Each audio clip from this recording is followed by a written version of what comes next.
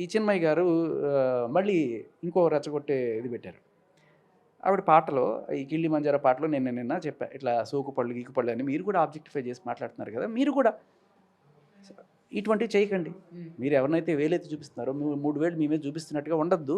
మీరు కూడా పాటించాడంటే అది సినిమా కోసం, అంటే సినిమా కోసం ఎలా అయినా పాడొచ్చు. ఇంకా చెప్పాలంటే అది ఇంకా డేంజరస్ కదమ్మా. సినిమా పాట వందల మంది, వేల మంది, లక్షల మంది పాడుకుంటారు. మీరు పాడిన పాటని సూపర్ హిట్ పాట అది, అందరూ పాడుకుంటారు. ఆ పాడుకునేప్పుడు దాంట్లో చిన్నపిల్లలు ఉంటారు. వాళ్ళు పాడితే మీకు తెలుస్తుంది, నా సోకుపళ్ళే తిని ఒక 10 ఏళ్ల పిల్ల పాడితే ఎంత ఇదిగా ఉంటుంది ఒక పేరెంట్కి. మీరు అదే అర్థం చేసుకోవాలి. దానికి అది మానేసి శివాజీ చేశాడు కదా అని ఏదో ఎవడో ఒక రీల్ పెట్టాడు. శివాజీ ఏదో సినిమాలో ఒక ఆవిడ నడుము గిల్లి అది శ్రీకాంత్ సినిమాలోని నడుము గిల్లితే ఇది మంగపతికి పంపించండి అని చెప్పి పెట్టడం జరిగింది. ఇప్పుడు మన సినిమాలో కొంతవరకు మనకంటూ ఒక కొన్ని ఇవి ఉంటాయి, సెన్సార్లో కొన్ని చూపించవచ్చు, కొన్ని చూపించకూడదు. ఎంతవరకు చూపించవచ్చు? సరే నడుము అంటే మామూలుగా మన ఇండియన్ దీంట్లో చీర కట్టుకునేప్పుడు నడుము ఓపెన్ ఉంటుంది, దాన్ని ఇదేం లేదు. సో ఆయన నడుము గిల్లాడు.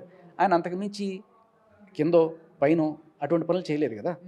అంటే ఒకవేళ చేస్తే సినిమా పరంగా ఆయన చేశాడు అనుకుందాం, స్క్రిప్ట్ పరంగా డిమాండ్ చేసిన ఆయన చేసినా కూడా సెన్సార్లో ఒప్పుకుంటారా? చూపించారు కదా.